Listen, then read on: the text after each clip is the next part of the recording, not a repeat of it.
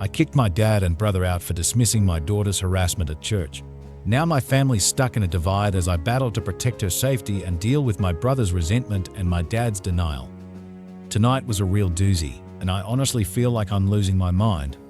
This is going to be a long one with lots of backstory, so you can understand the full situation. I'm sorry if I ramble, but this just happened, and I'm still so mad I'm shaking. I 39F and my husband 40M have 4 kids, but this really centers around our oldest daughter, Stella, who's 15. My husband and I want our kids to be involved in the community, so twice a month, the oldest 2, Stella, 15, and Owen, 14, serve as ushers at our local Catholic church with my dad. Their duties are simple: holding doors, passing offertory baskets, and helping people line up for communion. My dad also ushers, so they work together. This past Saturday was their ushering day. My parents picked up all 4 kids, took them to church, and then out for dinner. My husband and I were at a Halloween party, so Stella texted me when they got home to let me know they were safe, watching a movie, and asked for pics of the costumes. The next day, Stella told me she didn't want to usher anymore. She explained that while she was holding the door open, an elderly man named Joseph in his 80s, who's quite active in the church, approached her. He took her by the hand, led her to the main doors to greet people, and started asking her questions: her age, if she had a boyfriend, then told her she was pretty and should smile more. He kept holding her hand, told her to smile at everyone coming in, then said he'd be her boyfriend and asked if she loved him. Stella felt super uncomfortable but couldn't catch anyone's attention. He even tried to make her sit with him during Mass. After Stella told me, I immediately called my mom to ask what happened, since no one had told me anything until now. My mom said Stella told my dad she was uncomfortable, so he told her to sit with my mom and her younger siblings for Mass. My mom only knew Stella felt weird around the man, not the full story. Now, for the main event. My brother 36 stopped by last night to hang out with my husband, who was in the garage, and while they were there, my parents dropped by unexpectedly with candy for the kids. I hadn't spoken to my dad since finding out, so I asked if Joseph held any official role at church, and my dad said no. I then asked if he'd informed the priest about what happened. My dad said he'd only bring it up if Joseph didn't take no for an answer. I argued that the priest should know, in case this is a pattern, or if Joseph has dementia or some illness affecting his behavior. My dad brushed it off, saying Joseph was just an old man being too nice, and that these days, kindness is often misinterpreted. Cue my head exploding. I told him that letting this slide with a simple apology could enable Joseph to behave this way with another girl. My dad argued that if he reported it, Joseph might not get to keep doing what he loves at church. I loudly told him that if being a creep is what he enjoys, then yes, maybe he should be stopped, and asked my parents to leave. As he left, he said sarcastically, "I'm sorry, I don't want to crucify the old man." I lost it. I cried that I was sorry he cared more about some old man's feelings than his own granddaughter's. Then my brother jumped in, saying I was just being vengeful and wanting to make a villain out of Joseph, right there in front of Stella. I was so fucking pissed at this point, I was crying and shaking.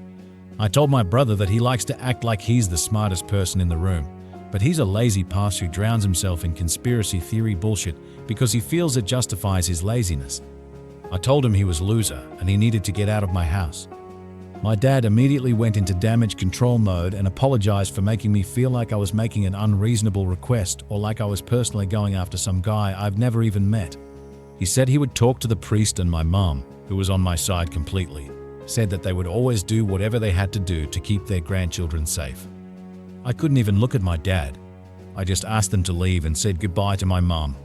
I went back out to the garage where my husband was and explained everything that had happened because he was expecting my brother and I to come back out. He wasn't involved in the conversation because initially I was just going to try and get them out of the house as quickly as possible. But then when everything started, I went into fight mode and didn't even think about getting my husband. He is also 100% behind me and feels that my dad and brother are both in the wrong. But he's letting me take the lead on this since it's my family, but will absolutely be there for any other conversations we have on the subject. So, am I asking too much? Is notifying the people in charge about what happened going too far and vilifying this man? I don't think so, but I cannot explain my father and brother's position on this. Aita? Update. I have an appointment with the priest tomorrow at 2. I will be going with my father because he was there, and Stella can decide for herself if she'd like to come. I will not force her. Edit. I'd like to address some of the more common comments I'm seeing. Many people have questioned why I waited for my dad to handle this instead of taking the lead and speaking to the head priest myself. I honestly thought I could count on him. I was raped by a boyfriend in high school, but never told anyone.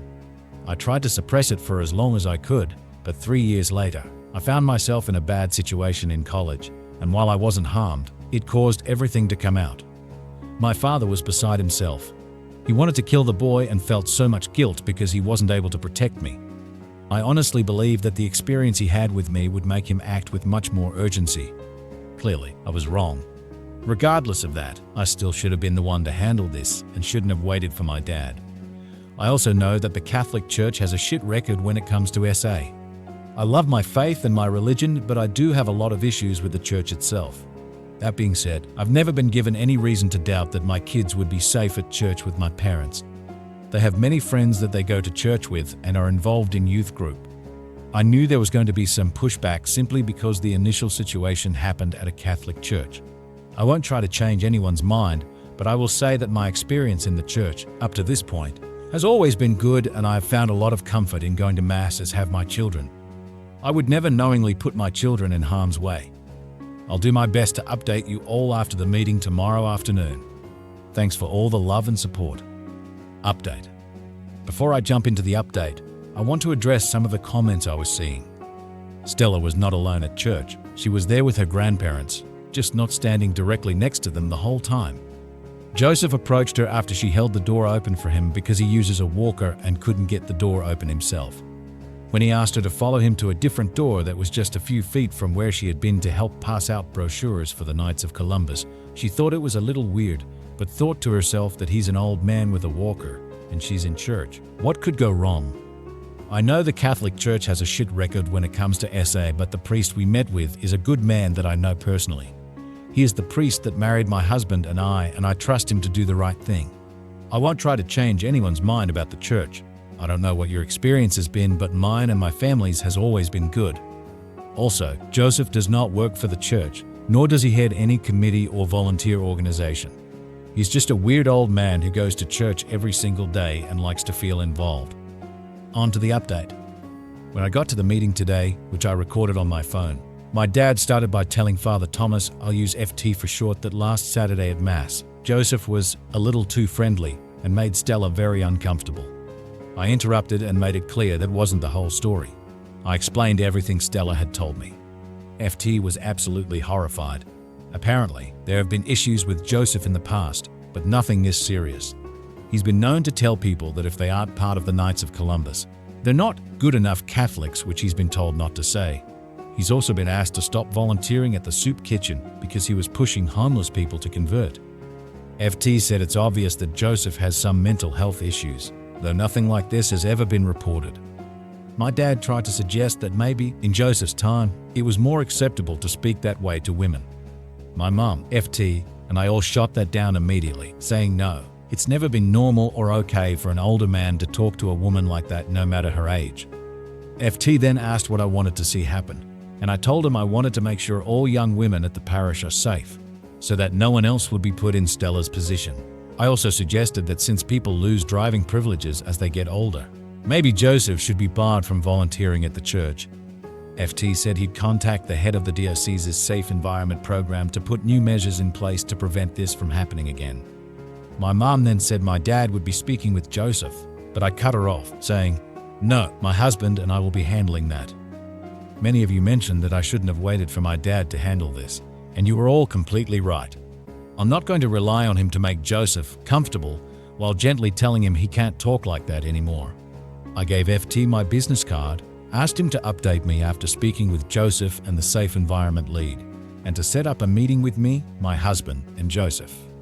When we left the meeting, I told my parents, especially my dad, that by downplaying the situation, he was part of the reason so many women don't report things like this. I made it clear that what happened was sexual harassment of a minor, plain and simple. I told him he might still think Joseph is a nice old man, but I can't look at him the same way anymore, and I'm not sure I trust him with my kids. That seemed to hit him hard since, despite this new side of him I'm seeing, he's always been a loving grandfather. He owes Stella an apology. but she's adamant she doesn't want one. She just wants to move on and not talk about it anymore. As for my brother, I got a non-apology text from him this morning. It shouldn't go without saying, I'm sorry for getting involved and I wish I hadn't interjected.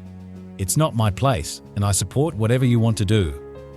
I haven't replied because I know I'll lose it on him again, so I think I'll let my husband deal with him. That's all I've got for now, everyone.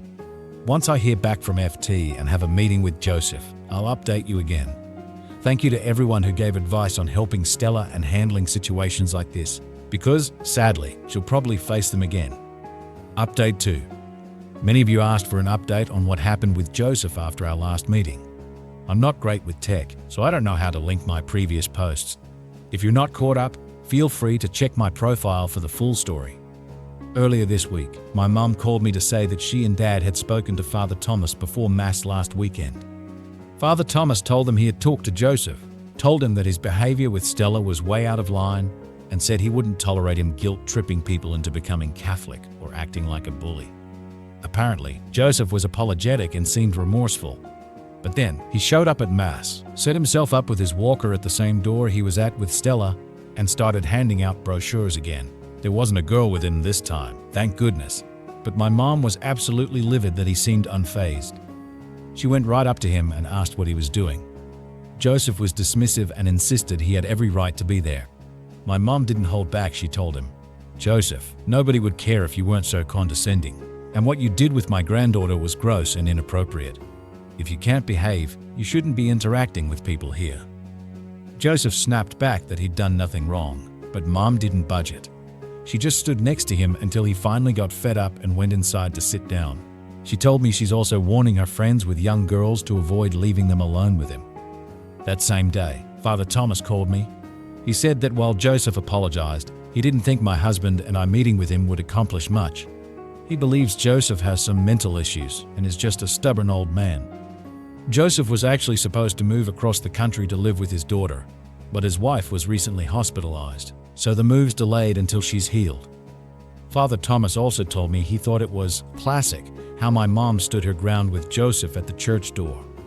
I told Father Thomas I get that his hands are tied, but I suggested that he and everyone else at the church should keep an eye out for Joseph interacting with young girls. If they see anything like what happened with Stella, they should step in and make sure everything's okay. I talked with Stella and my husband about all of this. Stella still just wants to put it all behind her. But as a service project, she's decided she wants to start a ministry with the Safe Environment program to help kids feel more comfortable speaking up if someone's making them uncomfortable. I'm incredibly proud of her, and Father Thomas has already set up a meeting to discuss how to make this happen. Things with my brother are still a mess, and honestly, I don't even know what to say to him. If you've read my other posts, you know I can go on a bit, and I'd rather not get into a huge back and forth, but I still have a lot to get off my chest. So, I'm stuck on how to even start. Some people were upset that I hadn't accepted his apology and that I made things personal during our argument. But before all the ugliness, my husband and I were actually talking to him about his marriage. He brought it up himself. He and his wife, they've been married 7 years, only chat about 11 minutes a day, and it's just about the kids. They have 2 under 5. We've been telling him for ages that individual therapy could really help, and maybe marriage counseling too. But he keeps saying therapy is a racket and that they can't afford it. My parents, and even my husband and I, have offered to help cover the cost, but he won't budge. The last thing I said to him was to ask if this was the kind of marriage he'd want his own kids to have someday. He didn't answer, just looked at me with this sad, blank stare. A big part of my brother's personality is that he has this massive inferiority complex, and he overcompensates by trying to seem like the smartest, most virtuous guy in the room. And when he's not, or when he's wrong, he lashes out. My husband thinks his attack on me was just his way of striking back because he felt embarrassed. He's probably right. I just want to approach this the right way, though, to see if there's a way we can move forward without losing our connection. I adore my sister-in-law and their kids, and I'd hate for this to affect my relationship with them. So that's it, mostly resolved. Stella is a total rock star, and I can't wait to see what she'll do next in life. And as for my brother, I'll keep searching for the right words and wisdom to get through to him.